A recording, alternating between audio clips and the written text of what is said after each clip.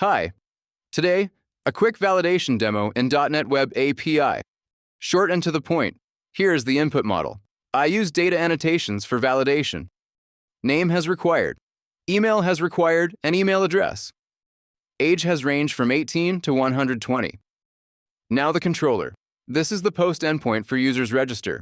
If model state is invalid, I return 400. If everything is valid, I return 200.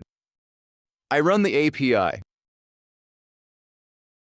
I use the REST client extension in VS Code to send requests. It lets me create simple HTTP files for testing the API. Now I open the HTTP file I prepared for this demo. It contains 2 sample requests. I send the first request with errors.